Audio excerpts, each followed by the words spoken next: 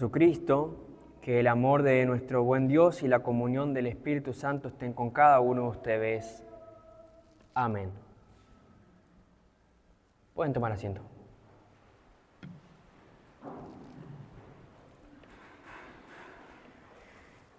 El texto en el que vamos a estar meditando en nuestro culto de Adviento lo encontramos justamente en el que correspondía para el Antiguo Testamento, la profecía de Isaías, capítulo 40, versículo desde el 1 hasta el 11, y dice lo siguiente: consuelen a mi pueblo, dice el Señor.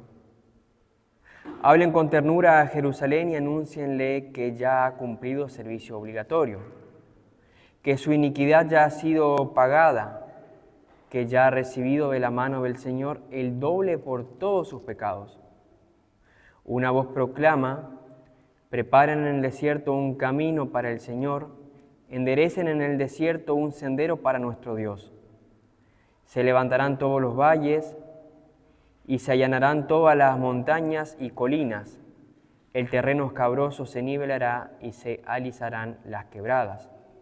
Entonces se revelará la gloria del Señor y lo verá toda la humanidad.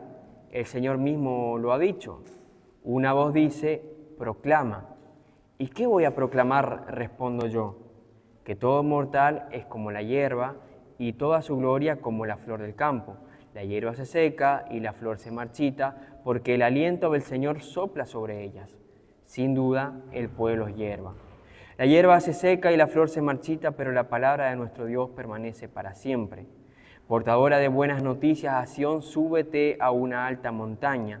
Portadora de buenas noticias a Jerusalén, alza con fuerza tu voz. Álzala, no temas. Di a las ciudades de Judá: aquí está su Dios. Miren, el Señor y Dios llega con poder y con su brazo gobierna. Su galardón lo acompaña, su recompensa lo precede. Como un pastor que cuida su rebaño, recoge los corderos en sus brazos, los lleva junto a su pecho y guía con cuidado a las recién paridas. Esto es palabra de Dios.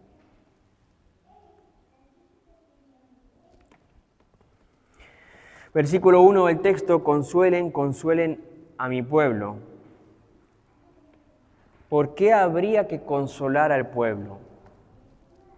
Si miramos en retrospectiva la realidad y la situación del pueblo de Israel, es bastante caótica, es bastante trágica.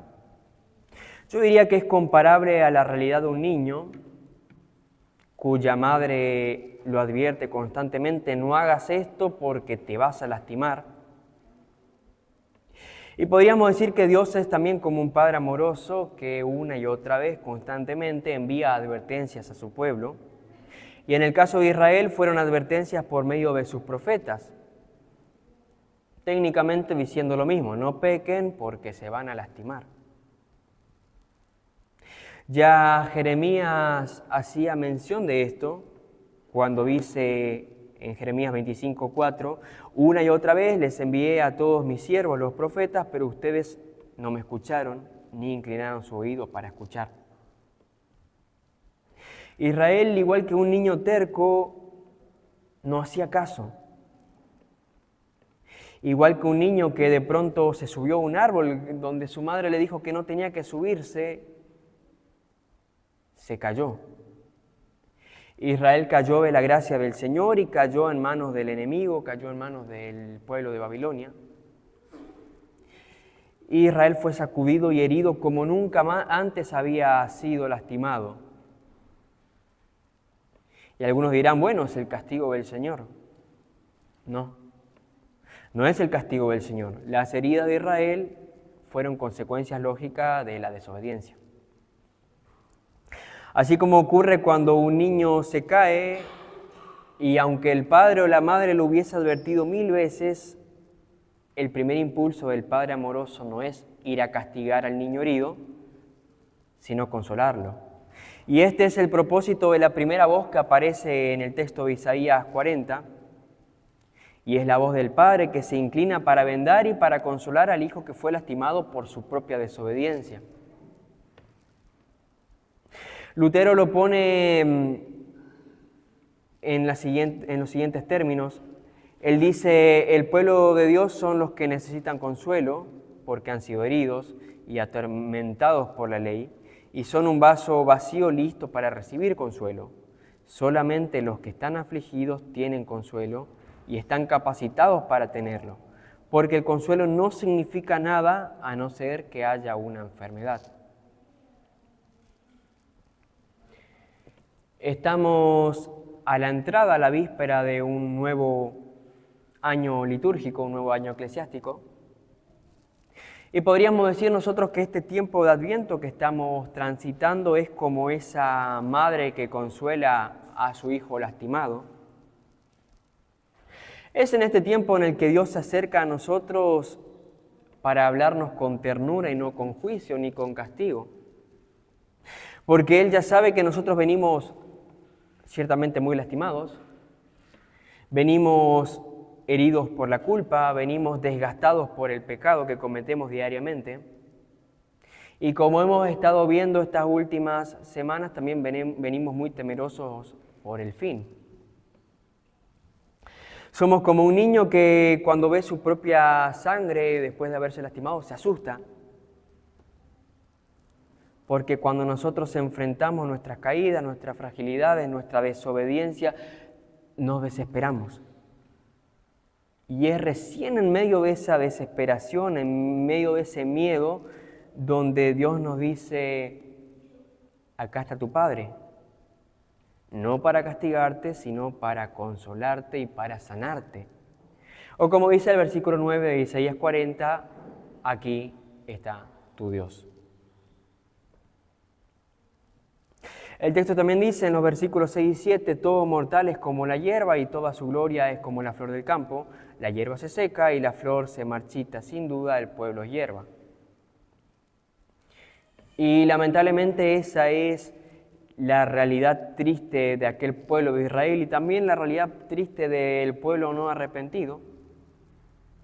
Porque como la hierba estaba completamente seco espiritualmente hablando, y como la hierba fue cortada, fue pisoteada, fue quebrado y fue consumido por los babilonios. El contexto después del exilio de Israel fue y era realmente alarmante, era desalentador, era muy triste. Nos encontramos ante una nación completamente rota, una fe que estaba debilitada, un templo destruido. Pero como bien lo menciona Lutero, es recién en la aflicción, es recién en el dolor, donde el consuelo se vuelve realmente útil y necesario. Y el resto del texto nos habla de consuelo. El versículo 3 dice, una voz clama en el desierto. Y cuando escuchamos esto en las profecías, directamente lo identificamos con Juan el Bautista. ¿Recuerdan ustedes cuál era el mensaje de Juan?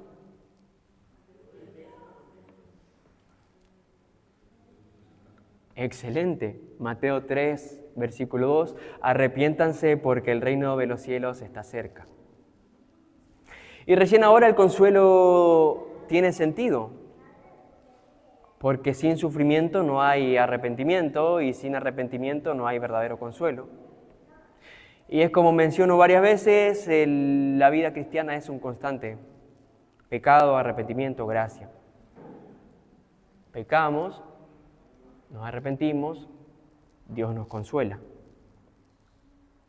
Porque la hierba que una vez se secó, ahora vuelve a recibir el aliento del soplo del Señor, dice el versículo número 7. ¿Pero qué significa este consuelo para nosotros? No son las palabras vacías de un padre que ve a su hijo y dice, ya te vas a sanar. Sino que es un consuelo acompañado por un anuncio. Versículo 2, anúncienle que su iniquidad ya ha sido pagada.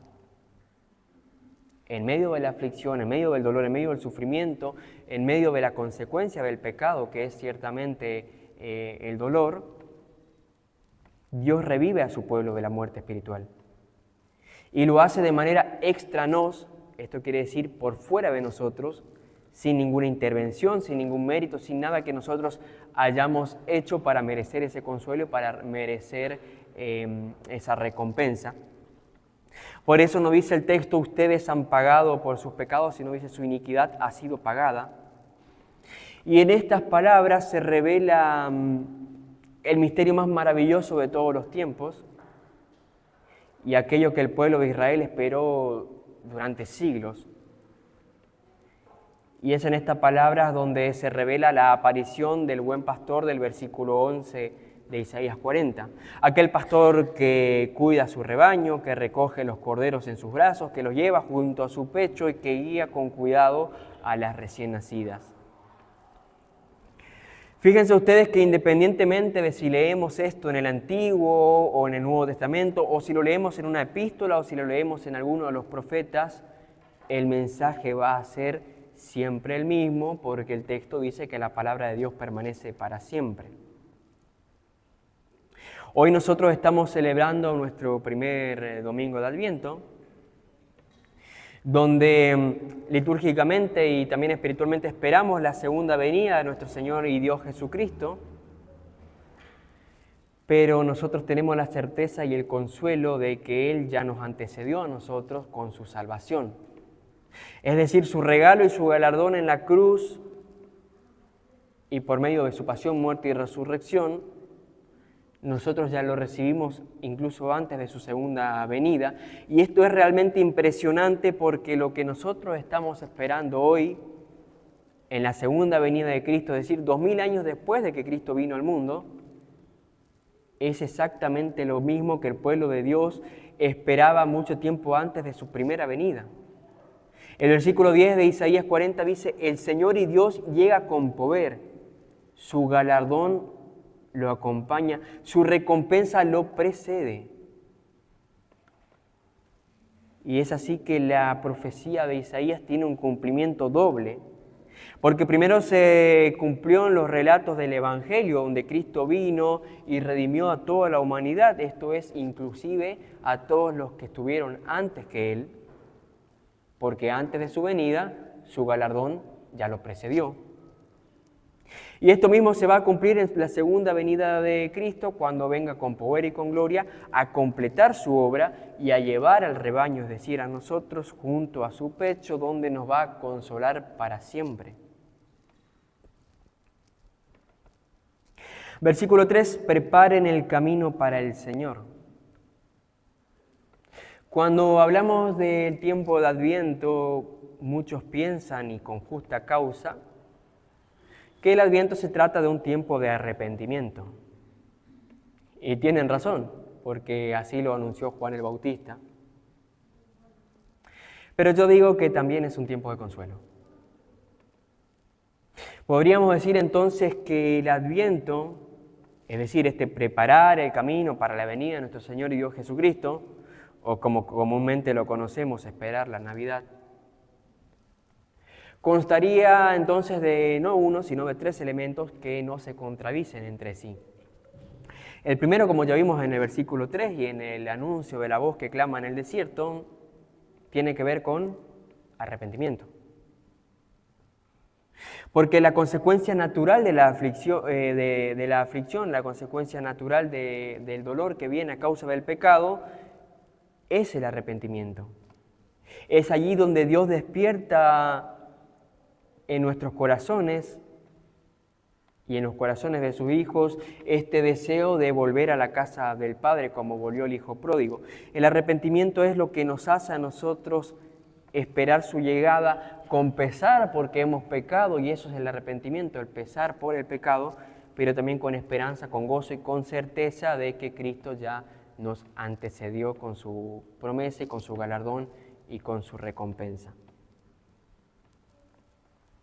Y el segundo elemento de Adviento tiene que ver con justamente esto último, versículo 1 y versículo 11 de Isaías 40, el descanso y el consuelo que encontramos en Cristo. Un corazón contrito, es decir, un corazón arrepentido, es decir, un corazón que ha sufrido y que ha sido consolado, es también un corazón pasivo, es decir, un corazón que recibe. Es el corazón que el buen pastor viene y consuela. Es el corazón al que el buen pastor da descanso.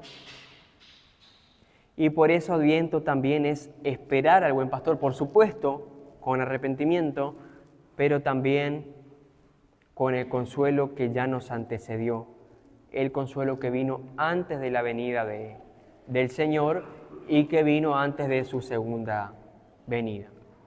Pero también identifico un tercer elemento en el tiempo de Adviento y aparece este elemento en el versículo 9 de Isaías 40,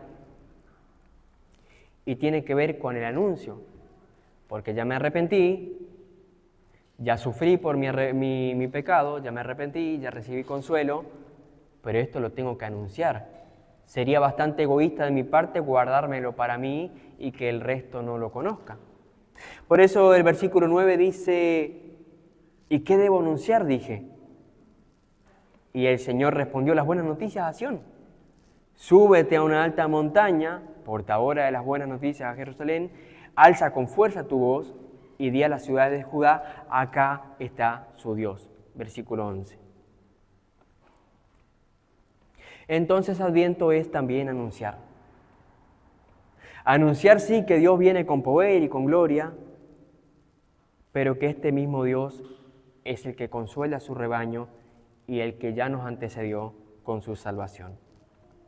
Estimada congregación, que este tiempo de Adviento sirva para que el Señor los bendiga a cada uno de ustedes con un corazón humilde, con un corazón contrito, con un corazón arrepentido, que les conceda el descanso y el consuelo que Él mismo ya nos antecedió y que ponga en sus corazones el deseo de proclamar y de anunciar la buena noticia de la venida del Señor. Amén. Y que la paz de nuestro buen Dios, que sobrepasa todo entendimiento, guarde sus corazones y sus mentes en Cristo Jesús. Amén.